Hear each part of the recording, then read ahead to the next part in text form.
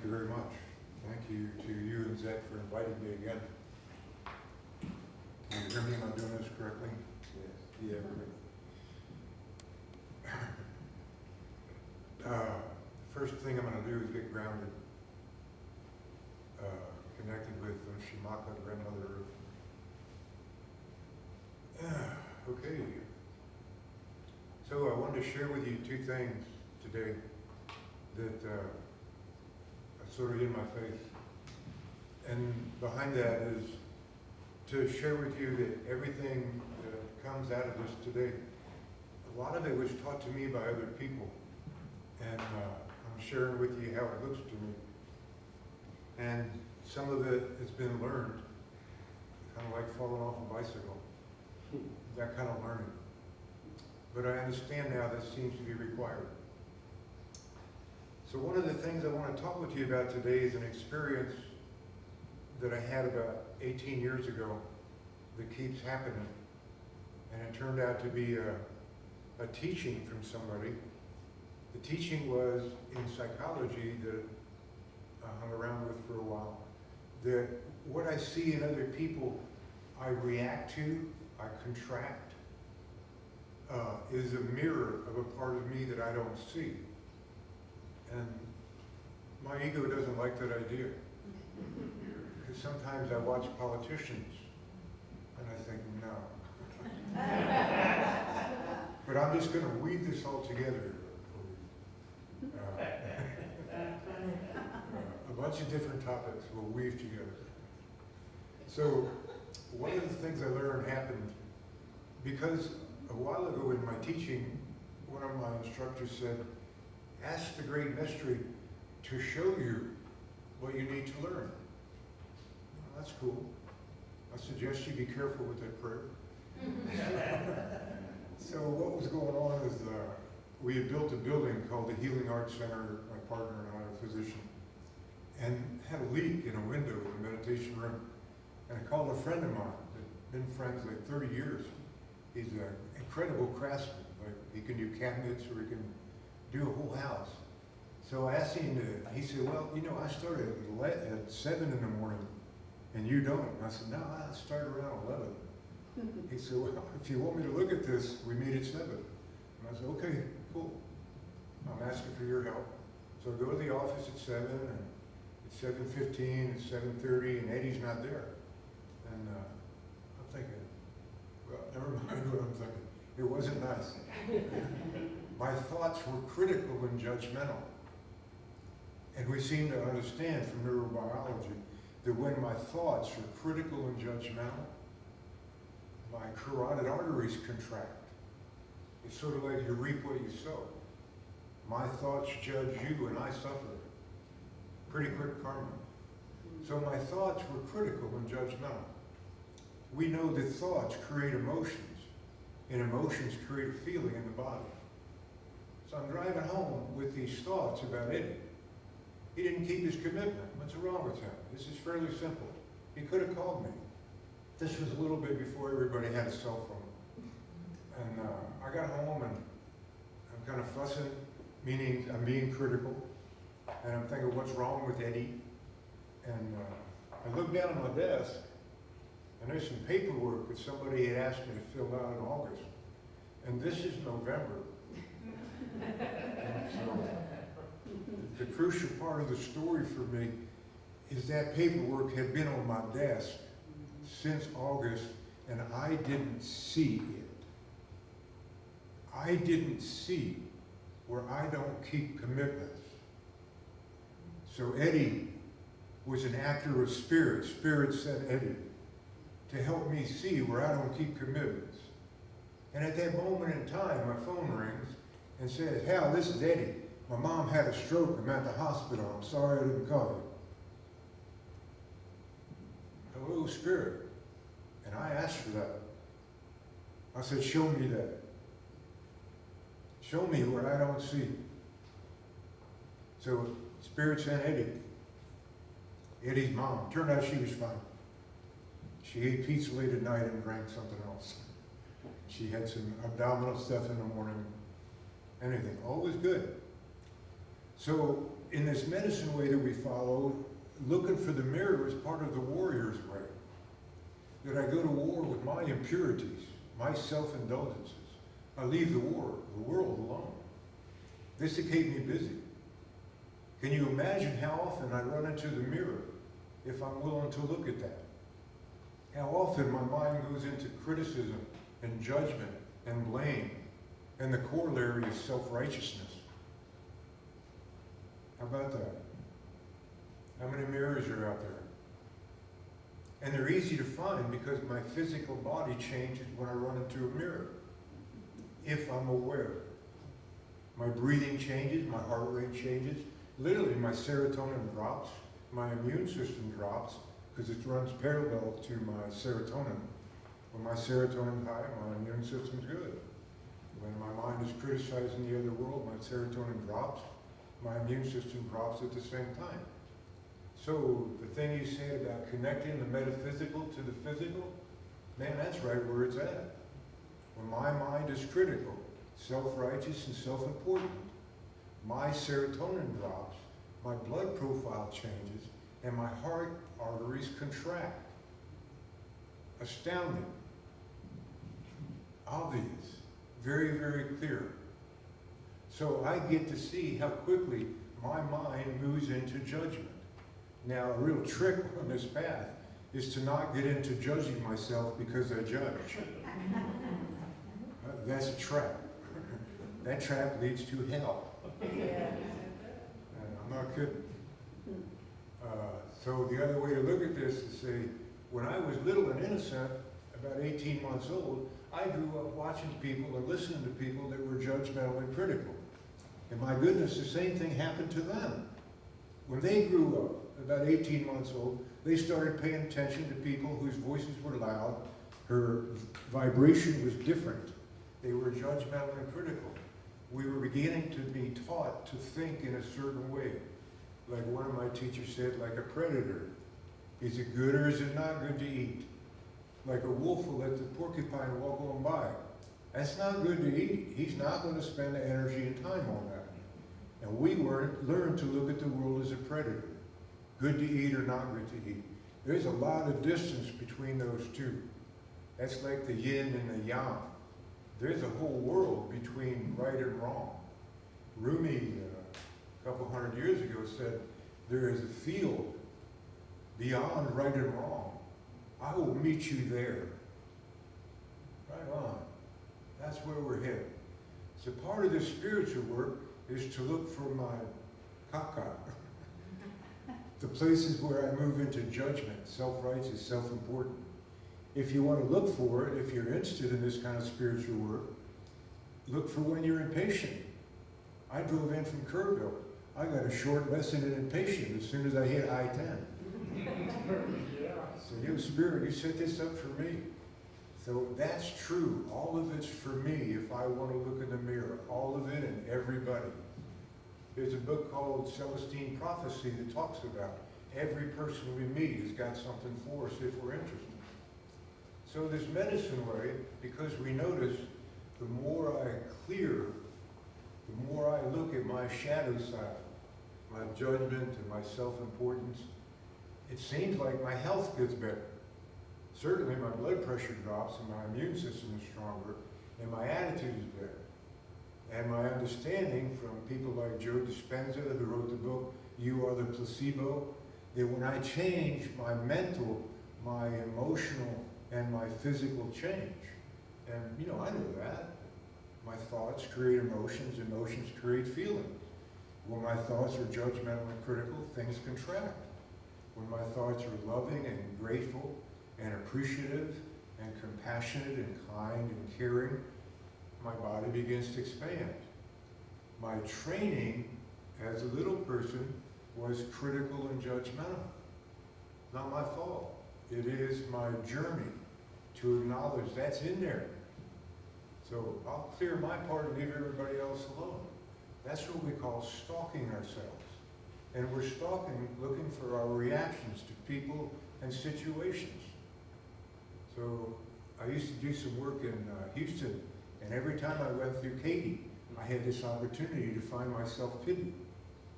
Who built this freeway? Only an idiot would build it this way. Where did you learn to drive? What's the matter with you? All the way through Katy. So I ran into my self-importance. It seems to be attached to my self-pity. Oh, poor me, I have to wait on these idiots to get out of my way. So these things seem to be connected if I'm interested. It's humbling, and it's supposed to be. So the story was with Eddie, the carpenter. As soon as I saw the mirror, my anger went away. Now that's the magic for me, of connecting the physical, emotional, mental, and spiritual, to connect everything and everybody in all four dimensions all the time. Then nothing going on that spirit's not involved in, then nobody in my world that's not spirit. Man, that's a big one. For some of us, that's kind of a speed bump. You know, get going on that speed bump. Still working on it, Mom. Anyway, so that's one of the stories. That's a tool. It's not philosophy. It is a way of living. In the medicine way, it's called the warrior's way, or the enemy way. I use my enemy as my teacher because my enemy sees my buttons and I don't see. So part of the indigenous training is use your energy as a teacher. So they taught children, male and female, go out there and look back at the camp. But don't look at the camp like you're a Lakota. Look at the camp like you're a Pawnee.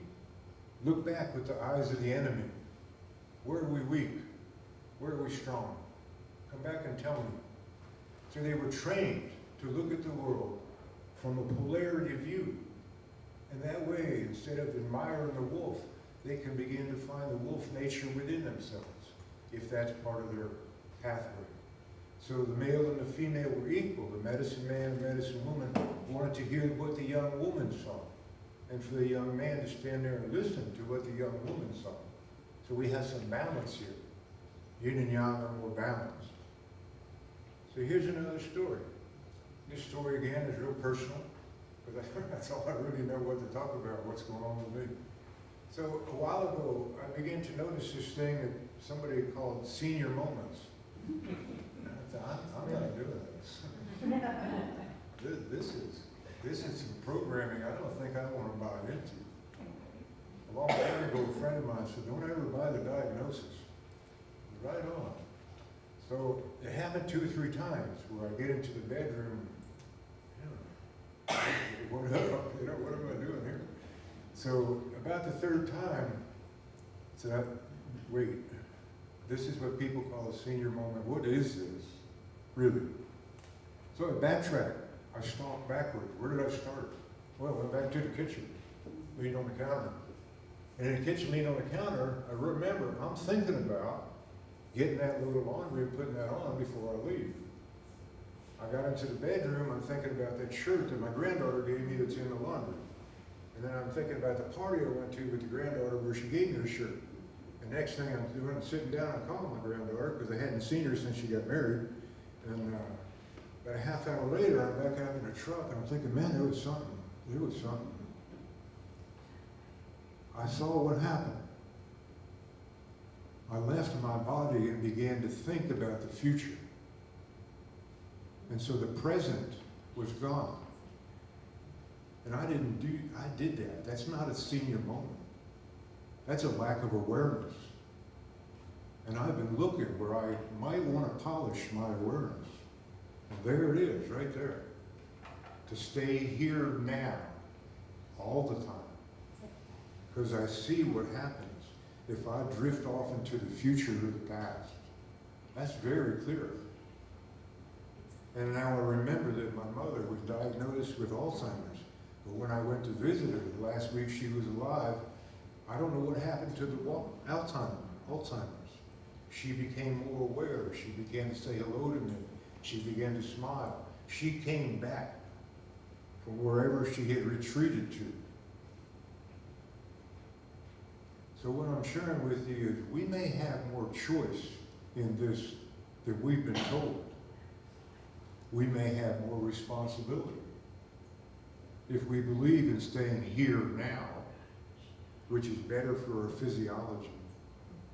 If we believe that that's part of our spiritual journey, to stay awake, to connect with Spirit in every moment and everything and every person all the time, not later, now.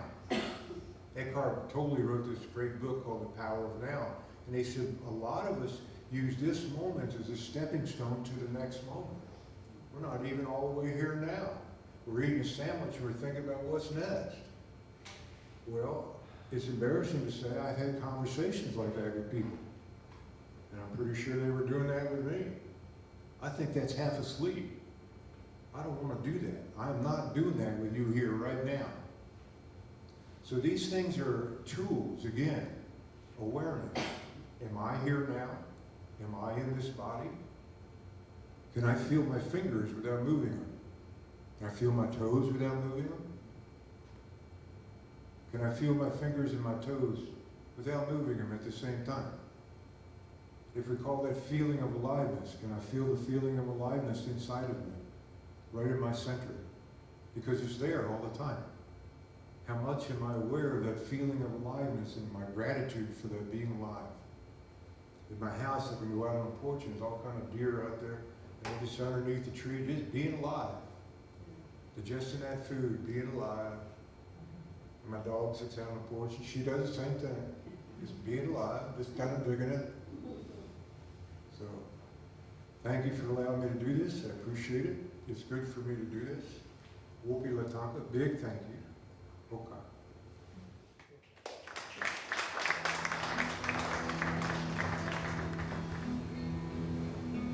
Sitting fully present, feeling the love and the peace in this room surrounding you, flowing deep inside.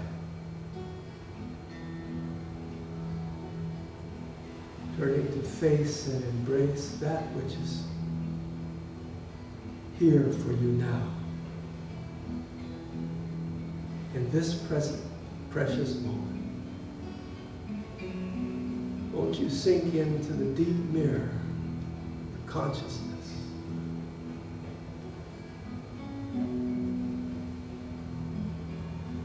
Feel your openness to learn from the teacher and the teachers inside and around you.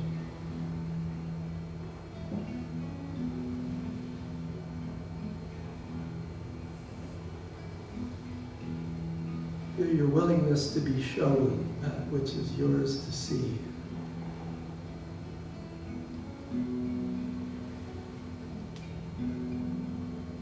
Feel your willingness to choose peace again and again.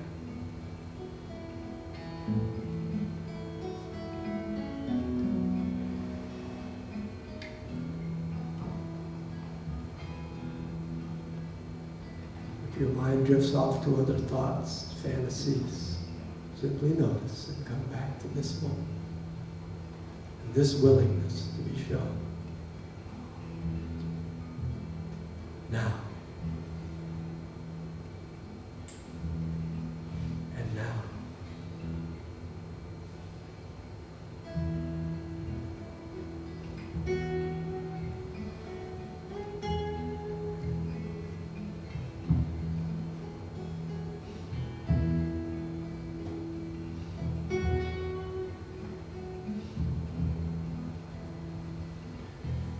From this place of peace, won't you send a blessing out into the world to another person, persons, or situation, particularly if they have seemed challenging to you. Would you simply send your love, your consciousness, extend your willingness to be the peace in the world.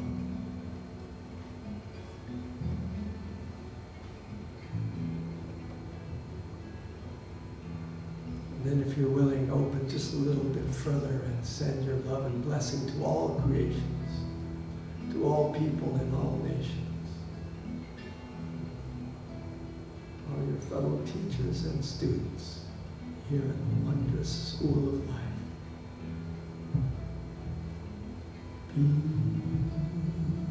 Peace, be still.